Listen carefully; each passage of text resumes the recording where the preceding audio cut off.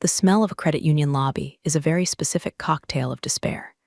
It's equal parts floor wax, stale coffee from a break room that hasn't been deep cleaned since the Bush administration, and the distinct, metallic tang of other people's anxiety. I've breathed this air for 8 years. To the regulars, I'm Patricia, the fixture behind window 3, the one with the sensible cardigans and the bifocals on a chain, one who never rolls her eyes when Mrs. Higgins brings in a jar of pennies that smell like cat pee. To the corporate overlords, I'm employee ID hash 4920, a depreciating asset with a 401k match that's arguably criminal. But here's the punchline nobody knows. I own the floor they're standing on. Literally. I don't mean I own it in some spiritual, this is my house sense. I mean my name is on the deed to the commercial block, buried under a shell company my father, a paranoid Vietnam vet with a genius for real estate and a hatred for the IRS, left me when his liver finally filed for divorce from his body. Speaking of divorce, if you want to see how I handle legal battles and petty revenge, go ahead and hit subscribe.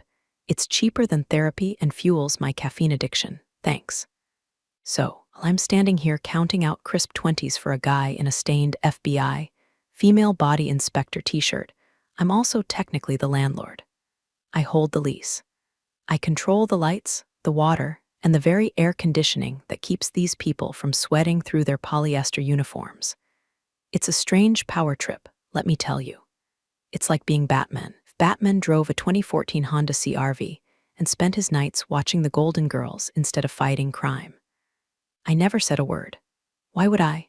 The rent checks clear every month from Stonehill Credit Union's corporate HQ in Charlotte to PH Holdings LLC, and I deposit them into a separate account that I like to call the Freedom Fund. I kept the job because I needed the health insurance, and honestly, routine kept me sane after my own divorce. My ex-husband, Todd, a man whose personality was essentially a beige wall, left me for a Pilates instructor named Chaotic Neutral Destiny. The bank was safe, predictable, boring, until Craig. Craig arrived 3 months ago like a fungal infection, slowly at first, then suddenly everywhere and irritating as hell. He was our new branch manager, transferred from some failed satellite office in Florida. He brought that Florida man energy with him. Picture a guy who read The Wolf of Wall Street, but only understood the parts about the drugs and the yelling. He wore suits that were too shiny, cologne that smelled like a locker room caught on fire, and a fake Rolex that ticked so loud I could hear it over the cash counter. Patricia, he'd said on his first day, leaning over my station and invading my personal space with the confidence of a mediocre white man. See, you've been here a while. We're going to shake things up. Efficiency, synergy, disruption. Disruption, I repeated, keeping my face as blank as a fresh sheet of drywall. That sounds energetic, exactly. He snapped his fingers, a sound that made my molars ache. Old ways are dead, Patty. We're pivoting to a high engagement model. He called me Patty. Nobody calls me Patty. My father called me Patricia. The IRS calls me ma'am. My lease agreement calls me lesser. Patty is the name of a woman who brings potato salad to a potluck and gets ignored, but I swallowed it. I smiled that tight customer service smile that doesn't reach the eyes, the one that says, I am visualizing you on fire. Looking forward to it, Craig, I said, and I watched. That's what I do. I'm a sniper with a spreadsheet. I watched him alienate the other tellers, 2 sweet girls fresh out of college who were just trying to pay off their student loans. I watched him cut corners on compliance, waving through check deposits that looked sketchier than a gas station sushi roll. I watched him spend hours in his glass-walled office, feet up on the desk, watching golf tutorials while the line in the lobby backed up to the door. He treated the building, my building, with the same disrespect he treated us. He slammed doors, cranked the thermostat down to Arctic tundra in July, straining the AC unit I had just paid $4,000 to service the previous year. He kicked the baseboards when he was angry. One Tuesday, about a month into the Craig era, I had a meeting scheduled with my leasing agent, a shark named Marcus, who handles the day-to-day for PH Holdings so I can remain anonymous. I took my lunch break in my car, parked around the back near the dumpster so no one would see me. So, the tenant in Unit B, the credit union, is asking about remodeling the break room, Marcus told me over the phone.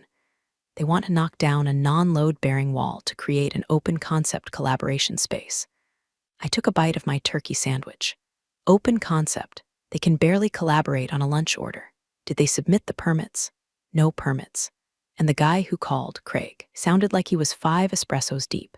He said he's got a buddy who can do it cheap on the weekend. My ears perked up. This is the kind of stuff that makes a landlord's eye twitch. Unlicensed contractors, weekend work, no permits. That's a lease violation, specifically Clause 9, Section C, alterations and improvements. Tell him no, I said, wiping a crumb from my lip. Tell him any structural changes require blueprints, licensed bonded contractors, written approval from the landlord 30 days in advance. And Marcus, remind him about the penalty clauses for unauthorized modifications. You got it, boss. You sound cheerful today. Just proactive, Marcus, just proactive. I hung up and walked back into the branch. Craig was standing by the coffee machine, looking like he'd just swallowed a lemon. He glared at me as I clocked back in. Long lunch, Patty, he sneered. It had been exactly 29 minutes. Just handling some personal business, Craig, I said, smoothing my cardigan. Well, hustle up. Time is money. He tossed his empty cup into the recycling bin, which was clearly marked paper only, despite it being plastic. I stared at that cup. It was a small thing, a petty thing, but it was the first pebble in the avalanche. I walked over, fished the cup out, and dropped it into the correct trash can. Everything has its place, Craig, I muttered to nobody. Everyone has their breaking point. The routine was about to break, and unlike the ice cream machine at McDonald's, there wasn't going to be a simple fix. If Craig was a fungal infection, his cousin Tiffany was the antibiotic resistance. She showed up on a Monday morning, chewing gum with a ferocity that suggested the gum owed her money. She was dressed in what I can only describe as clubwear adjacent, skirt that tested the limits of physics, and a blouse that had clearly lost a fight with a bedazzler. Team, Craig announced, clapping his hands together like a seal asking for a fish. This is Tiffany.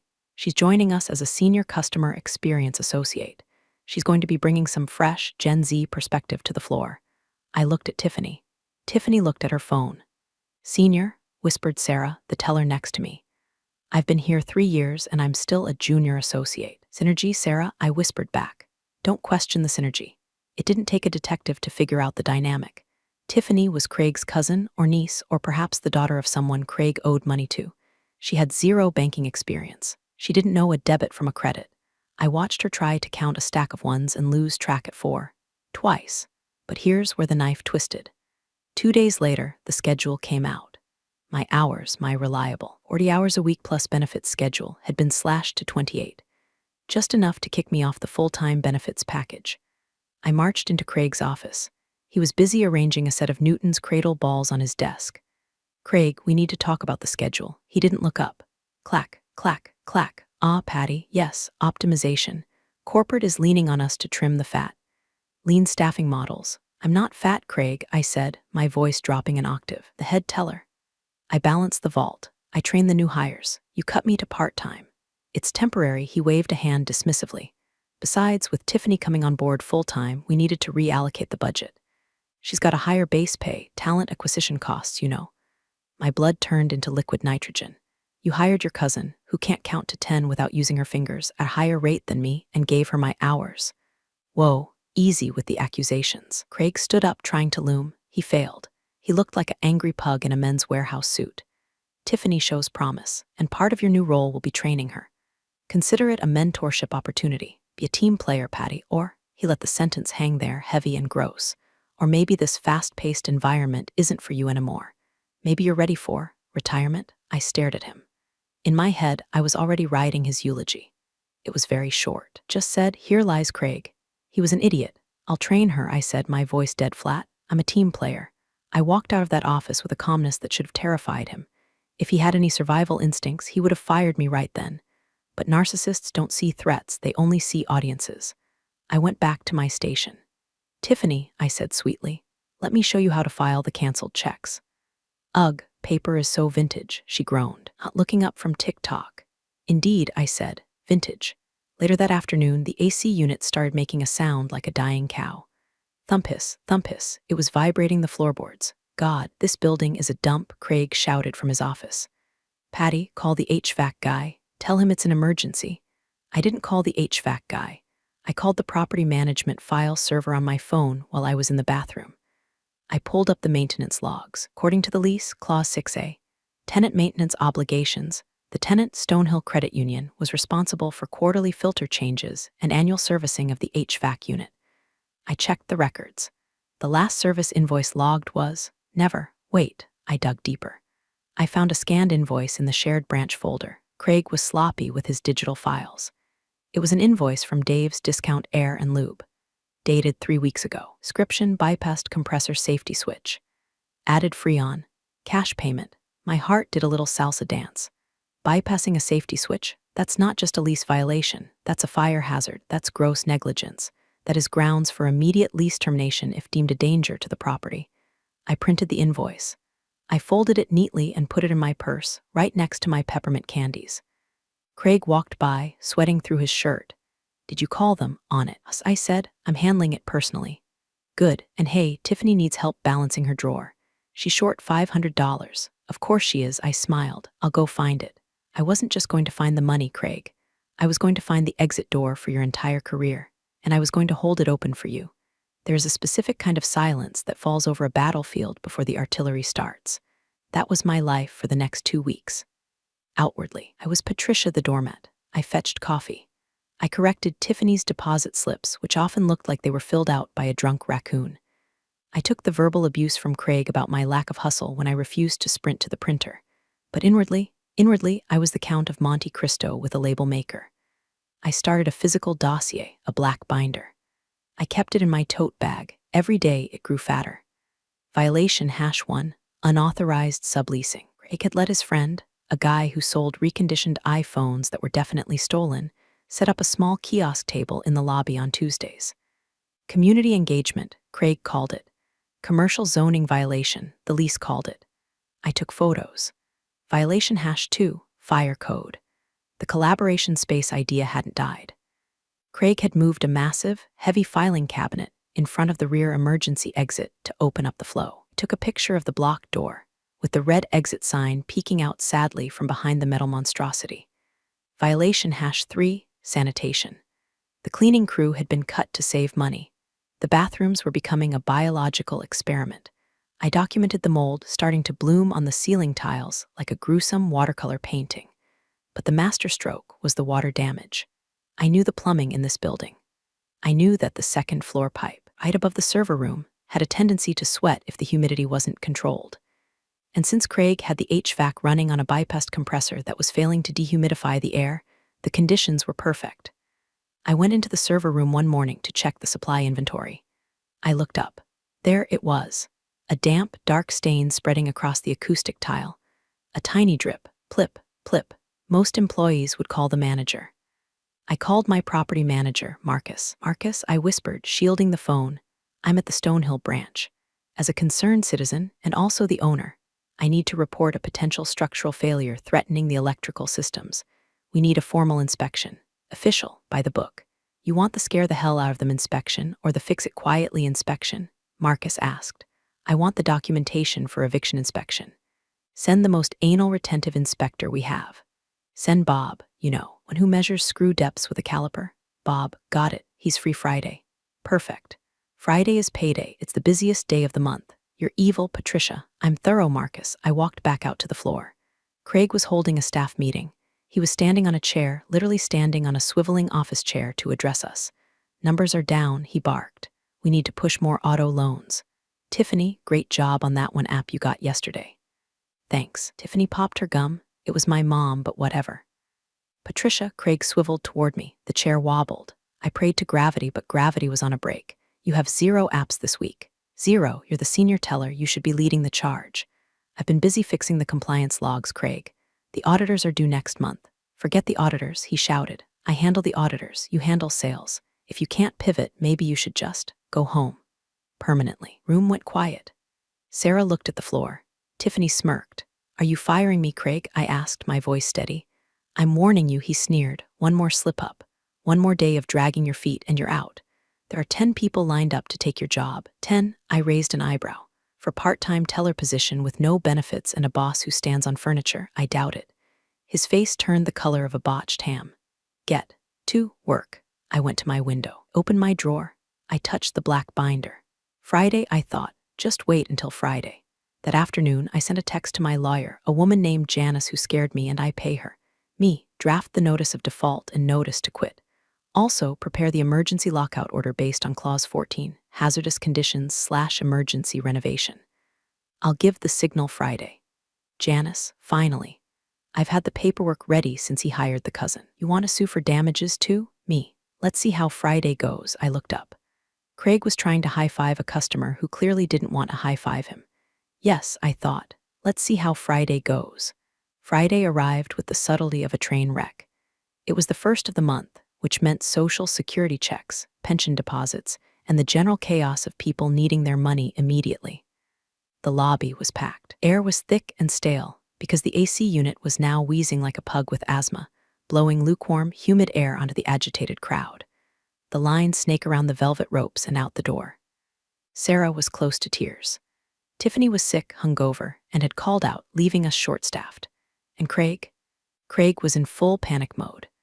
But instead of helping, opening a drawer, counting cash, doing his actual job, he was pacing behind the teller line, barking orders like a drill sergeant with a caffeine overdose. Faster, people, let's move it. Churn and burn, he yelled, clapping his hands right behind my ear. I was processing a complex transaction for Mr. Henderson, a man who organized his cash by the serial number year. It took time. You can't rush Mr. Henderson. Patricia, Craig hissed. Why is this taking so long? Just dump it and go. I'm verifying the count, Craig, I said, not looking up. Accuracy is important. Speed is important, he retorted, loud enough for the customers to hear. You're moving like a sloth in molasses. Look at that line. If Tiffany were here, I started.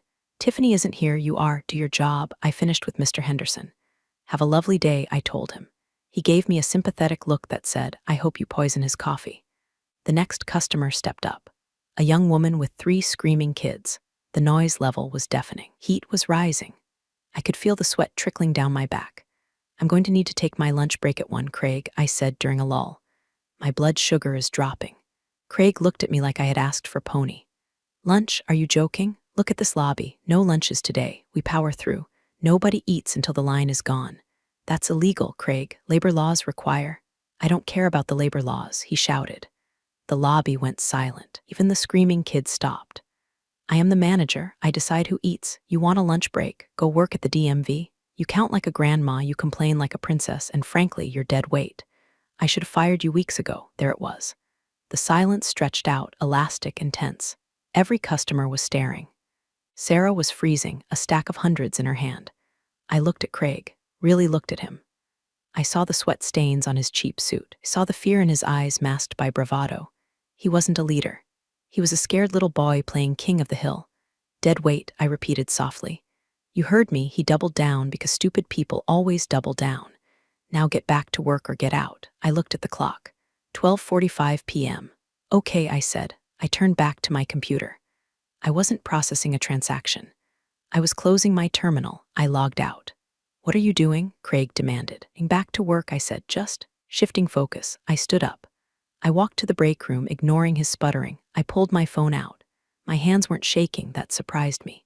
I felt cold, hard, and precise. I dialed Marcus. Do it, I said. The 48-hour notice? Marcus asked. No, I said, watching Craig through the glass partition as he yelled at Sarah. The immediate hazard clause. Emergency closure.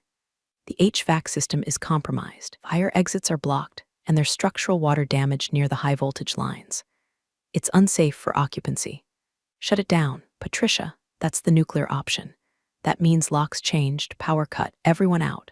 Right now, I know, I said. I'm looking at the lease. Clause 14. Landlord reserves the right to immediately suspend occupancy if tenant negligence creates an imminent safety hazard. Okay, Marcus said. I could hear him typing furiously. I'm dispatching the locksmith and the contractor. They're 10 minutes out.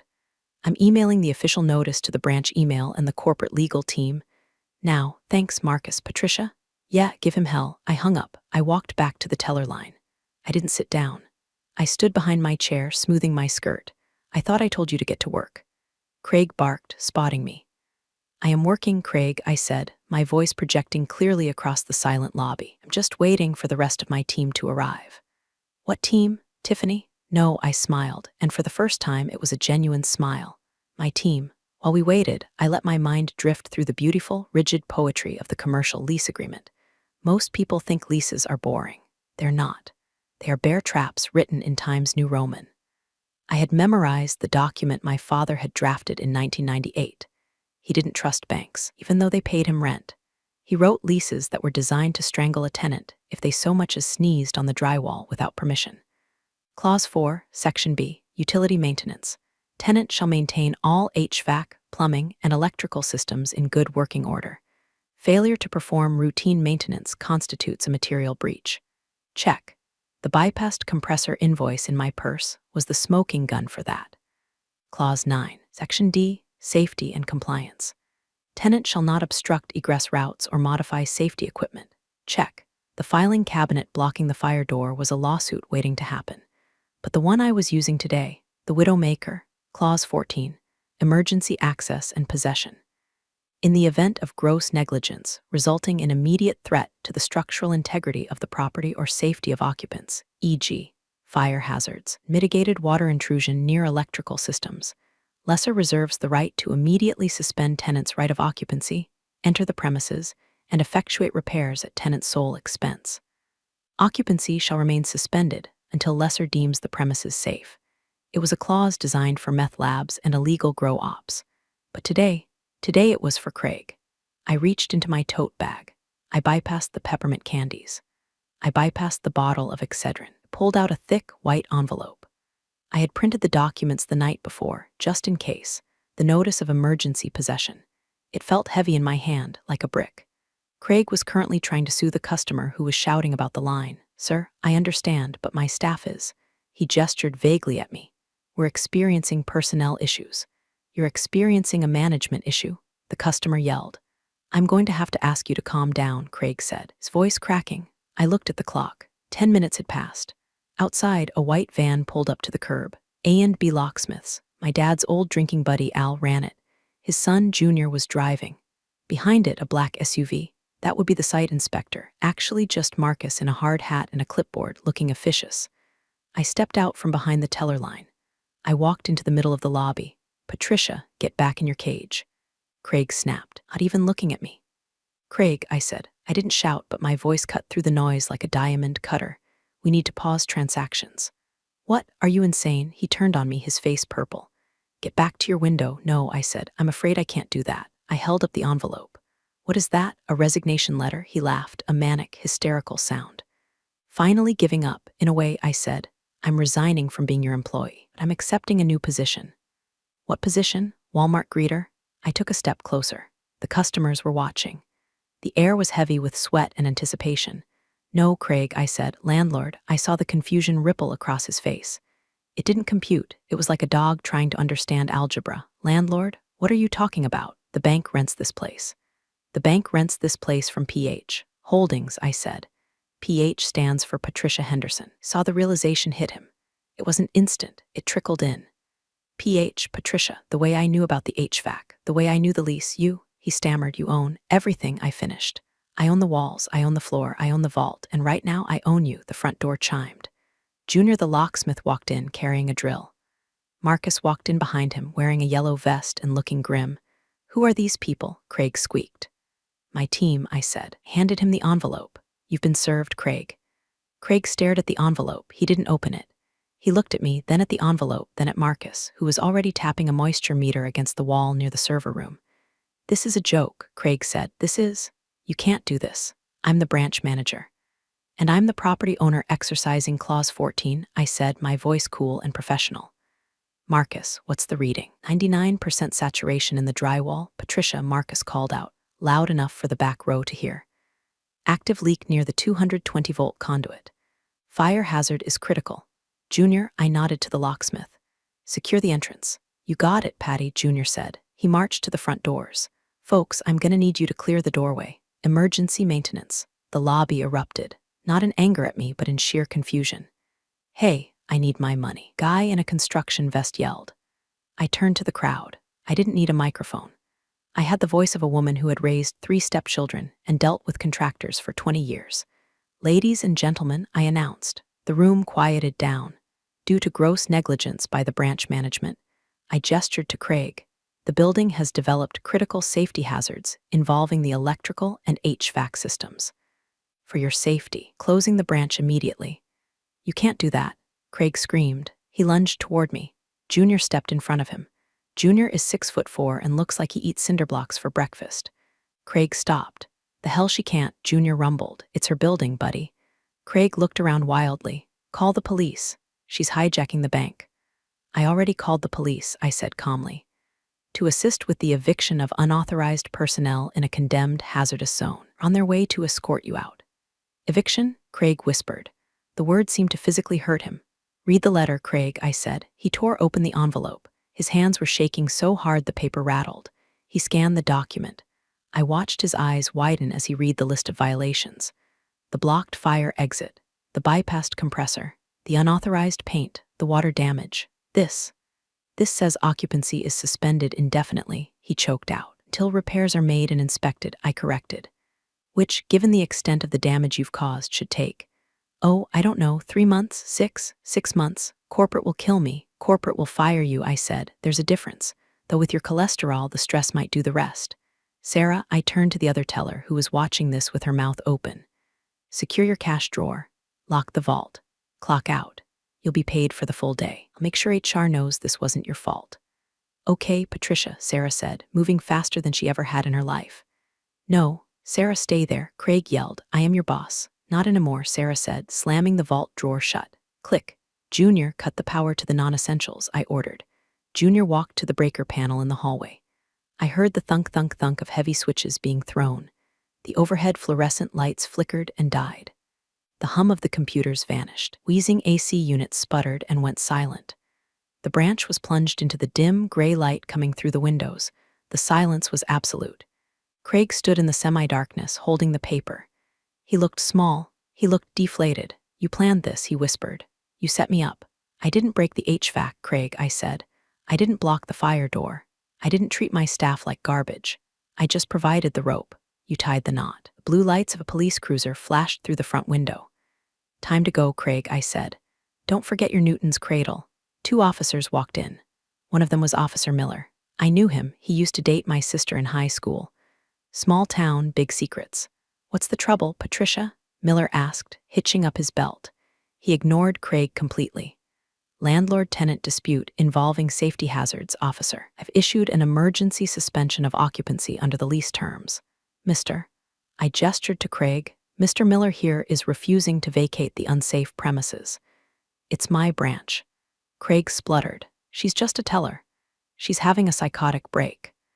I have the deed and the signed lease agreement right here, I said, handing Miller the clipboard Marcus had been holding. Here is the independent inspector's report declaring the electrical system an immediate fire risk due to water intrusion caused by tenant negligence. Miller glanced at the clipboard. He looked at the water stain on the ceiling. He looked at the blocked fire exit.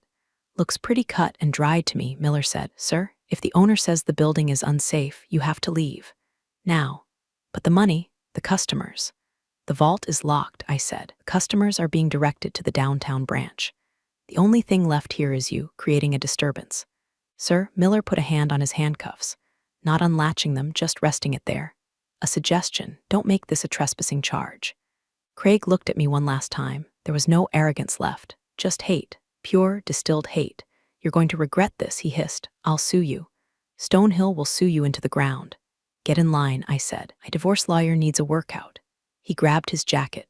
He grabbed his Newton's cradle. He didn't look at Sarah. He walked out the door, Officer Miller trailing him like a bored babysitter. As he stepped onto the sidewalk, the crowd outside, who had been watching through the glass, started booing. I don't think they fully understood what was happening, but people love to boo a man in a suit being escorted out by cops. Junior, change the locks, I said.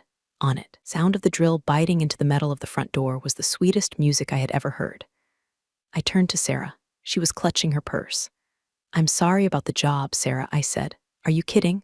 She let out a breathy laugh that was terrifying, but also kind of amazing. Did you really just shut down the whole bank? I'm renovating, I corrected. And hey, when I reopen, I might need a manager. One who knows how to treat people. Her eyes went wide. I'll keep my phone on, you do that. I walked over to the front door. Junior handed me the new key. It was shiny, brass, heavy. I stepped outside. I taped a sign to the glass. I had printed it in 48-point bold font. Closed for emergency renovations due to severe maintenance neglect. Please visit the downtown branch. Management, I stood on the sidewalk. Craig was in his Audi, furiously screaming into his phone. The customers were dispersing, grumbling but moving on. My phone rang. It was an unknown number. Area code 704, Charlotte, corporate headquarters. I let it ring. Then I let it ring again. I walked to my car, got in, and turned on the radio. Danny DeVito was doing a commercial for Jersey Mike's subs. So anyway, I started blasting. I muttered to myself, chuckling. I drove to the nearest liquor store and bought a bottle of the good bourbon. The stuff that costs more than Craig's shoes. Didn't answer the phone until Monday. By then, I had 17 voicemails. 3 were from Craig threatening, 10 were from the regional VP panicked, and 4 were from the corporate legal department confused. I called the legal department first. This is Patricia Henderson, representing PH Holdings, I said, putting my feet up on my coffee table. I was wearing pajamas. It was 11:00 a.m. Miss Henderson, the lawyer sounded breathless. We have a situation. Our branch staff is reporting a lockout. We need access immediately. This is highly irregular. What's irregular, I took a sip of coffee, is the fact that your branch manager bypassed a safety switch on a 5-ton HVAC unit, creating a fire hazard that violated Clause 6, 9, and 14 of our lease. I have the invoice. I have the inspector's report. I have photos of the blocked fire exits. Silence on the other end. Lawyers know when they've stepped in a bear trap. We were not aware of these actions, the lawyer said, his voice dropping the aggression. Ignorance of your employees' actions doesn't void the lease, counselor. The building is currently unsafe. I have contractors scheduled to strip the drywall and replace the electrical conduits starting Wednesday. The branch will remain closed until the work is done. Estimated timeline, 4 months. 4 months. Can't have a branch closed for 4 months. The revenue loss? Then you should have hired a manager who didn't commit gross negligence, I said. Oh, and per the lease, you're on the hook for the repairs. I'll send the estimate. It's looking like $80,000. Plus lost rent. We'll sue, he tried. It was a weak reflex. Go ahead. I'll countersue for endangerment of the property and breach of contract. I'll leak the photos of the moldy break room to the local health department and the local news. Channel 5 loves a bank risks customer safety story. Longer silence. What do you want, Miss Henderson? I want the lease renegotiated, I said. The current rate is 2010 market value. I want 2024 rates, triple net. And I want a clause that gives me veto power over any future construction. And the repairs, you pay them. Up front. I'll have to take this to the board. You do that. I'll be here watching Danny DeVito memes. 2 days later, the news filtered down through the grapevine, Sarah. Craig was fired, not let go. Fired. For cause, gross misconduct. He tried to claim I sabotaged him, but the invoice with his signature on the cash payment to the HVAC hack was hard to argue with. Last I heard, he was selling solar panels door-to-door in the next county. Tiffany. It lasted 2 days at the downtown branch before she was caught vaping in the vault and let go. The bank caved. They had no choice. The location was too prime to lose, and the PR nightmare of a safety scandal was too risky. They signed the new lease. My rental income tripled overnight. But the best part, the reporter. A local journalist had seen the commotion on Friday and the angry Facebook posts from customers. She tracked me down. Are you the owner? She asked, standing in my driveway. I am, I said. The bank claims this is a routine renovation. Customers are saying the manager was escorted out by police. What's the truth? I smiled. The truth is, buildings have standards. Sometimes you have to tear out the rot to save the foundation. Can I quote you? Sure. Just spell my name right on the check. It's been 3 weeks. The branch is gutted. The drywall is gone, exposing the studs. The ugly carpet is ripped up, revealing the concrete slab. Air smells like sawdust and victory. I'm sitting on a folding chair in the middle of what used to be the lobby. The HVAC unit has been replaced with a top-of-the-line carrier system. It hums so quietly you can barely hear it. Sarah is coming back as the assistant manager when we reopen. We're hiring a new branch manager. I have veto power on the hire. The first candidate walked in wearing a shiny suit, and I immediately said next, looking for someone who wears cardigans and knows how to count. My freedom fund is looking less like a safety net and more like a fortress. I bought a boat. I don't sail, but I like sitting on it and drinking wine while not answering my phone. People ask me if I miss it. The routine, the teller line, being Patricia the invisible. I don't. I realized that for 8 years, I was counting other people's money while letting them discount my worth. Let a man in a polyester suit treat me like furniture because I thought it was safer to be the wall than the sledgehammer. I was wrong. Being the sledgehammer is way more fun. I took one souvenir from the demolition. Craig's Newton's cradle. I found it in the trash bin behind the building. I have it on my desk at home now. It reminds me that for every action, there is an equal and opposite reaction. You push me, I push back. You cut my hours, I cut your power. I to screw me, I screw your lease. Physics, it's a beautiful thing. So here's to the invisible women. The tellers, the admin assistants, the ones you walk past without seeing. Be careful. We might own the building, and we definitely have the keys. Now, if you'll excuse me, I have a date with a Danny DeVito marathon and a pint of Ben and Jerry's. Don't forget to scrub that subscribe button like I scrubbed Craig from the payroll. Stay petty, Reddit. Patricia, the landlord. And that's how it all played out. Funny how life can twist itself into knots and then somehow straighten out again. Yeah. Thanks for listening and being here.